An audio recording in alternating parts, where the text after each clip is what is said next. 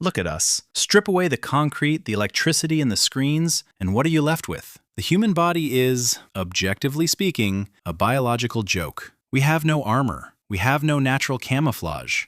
Our teeth are flat and blunt. Our nails are thin and brittle. If you place a human next to a saber-toothed cat, a dire wolf, or a mammoth, we are not the hunters. We are the prey. We are slow, soft, and remarkably easy to kill. For millions of years, early hominids were stuck in the middle of the food chain. We were scavengers. We waited in the shadows for the real monsters to finish eating, and then we crawled out to crack open the leftover bones just to eat the marrow.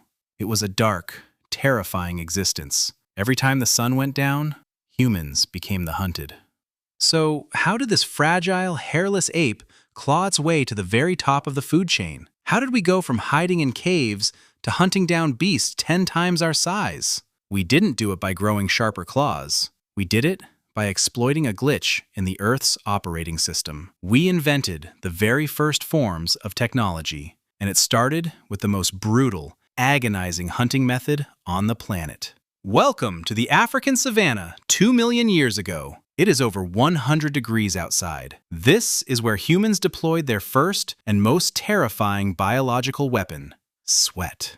Almost every animal on Earth cools down by panting, but you cannot pant while you are running at full speed. This means that if an antelope or a cheetah runs for too long in the midday heat, its brain will literally boil inside its skull. They have to stop. They have to rest in the shade. But humans? We lost our fur, and we developed millions of eccrine sweat glands. We are the most efficient biological cooling engines on the planet. Early humans didn't need to be faster than their prey, they just needed to be relentless. This is called persistence hunting. A human hunter would lock eyes with an antelope and simply start jogging. The animal would sprint away, exhausting itself. The human would track it. When the animal stopped to rest, the human would appear on the horizon, forcing it to run again. This wasn't a chase, it was a psychological horror movie for the animal.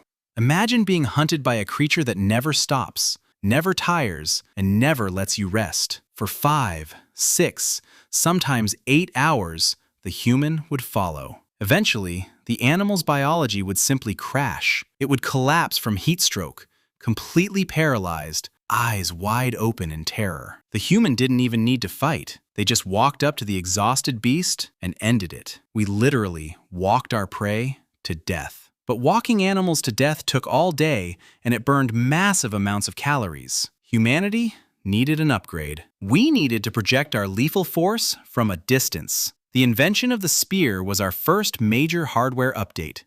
But throwing a piece of wood has limitations. The human arm can only generate so much velocity. To take down the titans of the Ice Age, we needed an exploit. We needed to hack physics. Enter the atlatl. The atlatl, or spear thrower, is a masterpiece of primitive engineering. It is simply a stick with a hook that cradles the back of a flexible dart. By holding the atlatl, a human hunter effectively added an extra joint to their arm, increasing leverage. This simple piece of wood turned the human arm into a ballistic missile launcher. An atlatl dart could be thrown at speeds exceeding 100 miles per hour. It had the kinetic energy to pierce the thick, armored hide of a mammoth. Suddenly, humans didn't need to get close. A group of frail, soft apes could stand 30 yards away and rain armor-piercing artillery down on the deadliest creatures on Earth. We stopped being part of the food chain, and we became the masters of it. Hardware and biology were incredible tools,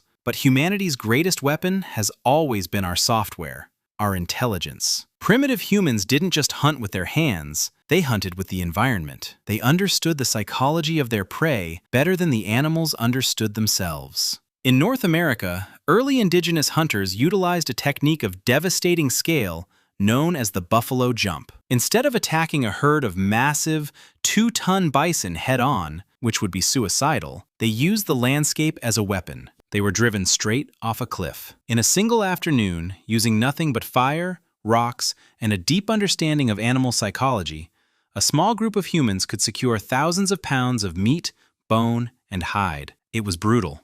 It was engineered, and it was perfectly efficient. We look back at primitive people and think of them as simple. We think of them as uneducated cavemen swinging clubs. But the truth is, they were brilliant engineers. Every time they chipped a piece of flint to make a sharper edge, they were coding the future of human technology. The same neurological wiring that allowed a hunter to calculate the trajectory of an atlatl dart is what allows us to calculate the trajectory of a rocket to the moon. The same collaborative intelligence that allowed a tribe to orchestrate a buffalo jump is what allows us to build cities, the internet, and artificial intelligence. We didn't survive because we were the strongest. We survived because we were the smartest, the most relentless, and the most dangerous innovators the planet had ever seen. The hunt never really stopped. The tools just got more complicated.